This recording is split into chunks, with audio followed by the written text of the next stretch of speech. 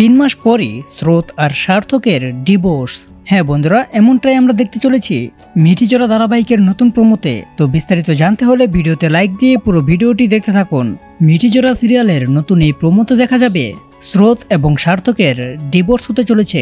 আর এটা কিন্তু সত্যি, স্রোত এবং সার্থক একে অপরকে কিন্তু প্রচন্ড পরিমাণে ভালোবাসে, কিন্তু নিজের ইগোর কারণে কেউ কাউকেই স্বীকার করে না যে স্রোত আমি তোমাকেই ভালোবাসি, বা এদিকে স্রোত বলতেছে সার্থক আমি তোমাকে ভালোবাসি।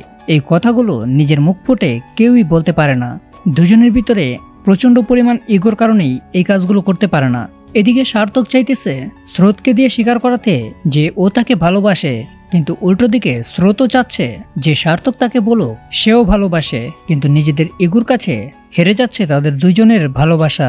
এদিকে সার্থক স্রোতকে কষ্ট দেওয়ার জন্য ডিভোর্স দিয়ে দিবে, যাতে সে মুখ ফুটেই বলে দেয় সার্থক আমি তোমাকে ভালোবাসি, কিন্তু তা তো হচ্ছে না।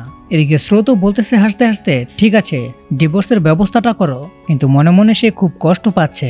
এমনিভাবেই আস্তে আস্তে তাদের ডিভোর্সের দিন অনেক তাড়াতাড়ি ঘনিয়ে এসেছে। সত্যি সত্যি তারা পেপারস রেডি করেছে, কিন্তু শেষ পর্যায়ে ডিভোর্স পেপারে সাইন করতে গিয়ে স্রোত কেঁদে ফেলে। কাঁদতে কাঁদতে বলতে থাকে তুমি আমার মনের কথাটাই বুঝলে না সার্থক, যে আমি তোমাকে কতটা ভালোবাসি সেটা তুমি কখনো জানারও চেষ্টা করোনি। আর তখন সার্থকও হাসতে হাসতে বলতে থাকে এসব পুরোটাই আমার অভিনয় ছিল, আমি এদিকে দেখতে চেয়েছিলাম তোমার মুখ থেকে স্বীকার করাতে পারি কিনা যে তুমি আমাকে সত্যিই ভালোবাসো, কিন্তু দেখো আমিও কিন্তু তোমাকে প্রচন্ড ভালোবাসি স্রোত। আর তখন স্রোত কাঁদতে কাঁদতে সার্থককে মারে আর বলে কেন তাহলে আমাকে এতটা কষ্ট দিলে। আর তখন সার্থক স্রোতকে জড়িয়ে ধরে সান্ত্বনা দিয়ে বলে চুপ করো। এভাবেই স্রোত আর সার্থকের মহামিলন হবে।